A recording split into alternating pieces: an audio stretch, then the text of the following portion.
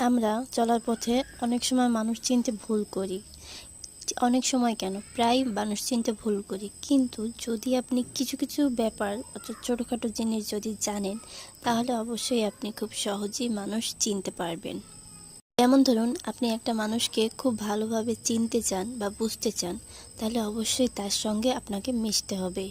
সে যদি চায় কিভাবে, কোথায় এবং কেন, এই সম্পর্কে তার সাথে একটু বিস্তারিত খোলাখুলি কথা বলুন।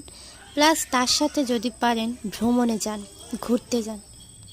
যত বেশি তার সাথে ঘুরবেন চলবেন, তাহলে একটা দিন অন্তত যদি তার সাথে থাকেন, তাহলে অনেকটা হলেও তার সম্পর্কে জানতে পারবেন। যদি সেটা পসিবল না হয়, তাহলে তাকে টাকা ধার দিন, দেখুন সে কি করে।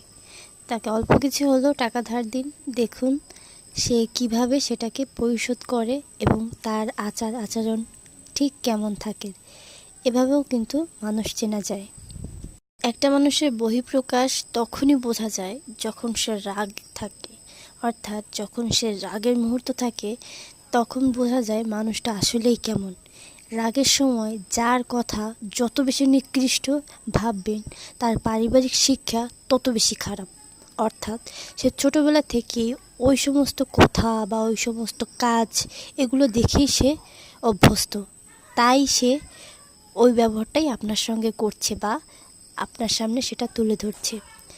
কিন্তু যে মানুষটা রাগের সময়ও নিজেকে সংযত রেখে কথা বলতে জানে, নিজেকে ভালোভাবে উপস্থাপন করতে জানে, সেই মানুষটার পারিবারিক শিক্ষাই হলো সুশিক্ষা। যে এই শিক্ষাটা পেয়েছেন, সে তাদের বাবা মাকে অবশ্যই ধন্যবাদ জানান। কারণ রাগের সময় আমাদের ব্রেন তখন কাজ করে না। কিন্তু এই সময়টাতে যে যত বেশি গভীর থাকে, যে যত বেশি সুন্দরভাবে কথাগুলোকে হ্যান্ডেল করতে পারে, সে তত বেশি উন্নত এবং তার পারিবারিক শিক্ষা তত বেশি সুন্দর। আপনি যখন বুঝে যাবেন যে এদের ব্যবহার খারাপ এবং এরা নিচু জাতের পরিবার থেকে উঠে এসেছে, তখন আপনার কর্তব্য হচ্ছে সেখান থেকে সরে আসা। কারণ এদের সাথে কখনো তর্কে জড়াবেন না।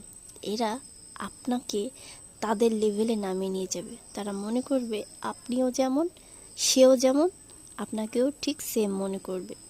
তাই এ সমস্ত নিকৃষ্ট মানুষদের সাথে কখনো তর্কে লিপ্ত হবেন না। দেখবেন ভালো থাকবেন এবং দিনগুলো সুন্দরভাবে হবে।